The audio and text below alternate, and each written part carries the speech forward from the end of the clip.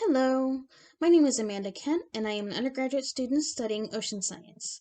Today, I will be presenting Krill, a tiny crustacean with a major impact to Oregon ecosystems. I'm going to introduce an important type of marine animal called zooplankton, and explain a small amount of the impact they have on some of the animals living off of our coast. Zooplankton are very small animals that drift within the currents of our oceans. They feed exclusively on microscopic plants found at the surface called phytoplankton, and they are a main food source for the majority of the ocean's food web.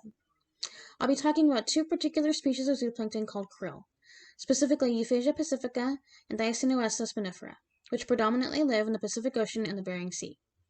For my research project, I wanted to better understand the value of krill directly to baleen whales living off of the Oregon coast. Why are these tiny creatures so important to these ginormous mammals, and how does this affect us? In order to truly understand these two species and their impact on whales living in the coastal Oregon ecosystem, I needed to look at them through a historical point of view.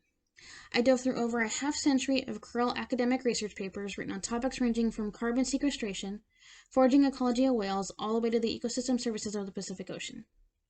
As I collected these papers, I went through each of them and pulled out specifics that I was looking for. These are a few of the papers where I found the most useful data.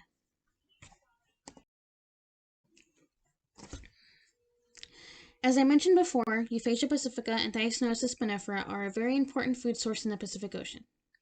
Animals ranging from seabirds, salmon, hake, sardines, and our topic today, whales, eat them.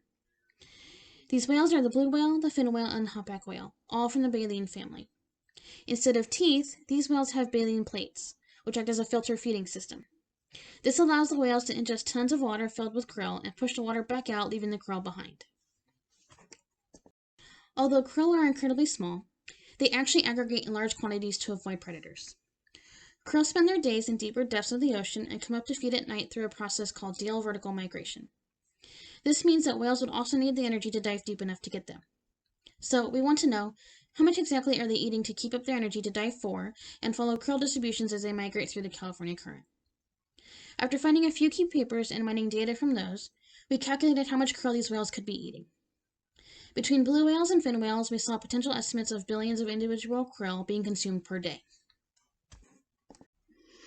Understanding why Euphausia pacifica and Diacinuessa spinifera are so important to whales helps us have a better understanding as to how valuable these creatures are and how crucial it is that they remain abundant in the ocean. Aside from being a major food source, krill also play a critical role in the ocean's carbon cycle. As they graze on phytoplankton at the surface, they ingest CO2 and deposit it into the seafloor through their fecal pellets, keeping CO2 from going back into the atmosphere. Shrinking krill populations would negatively impact the animals that rely on them, thus affecting marine ecosystems and the ocean services we use, such as the whale watching and the commercial fishing industries. The research I've done during my research project has exposed knowledge gaps that actually need to be addressed, and we will be continuing with new centigrade measurements this summer.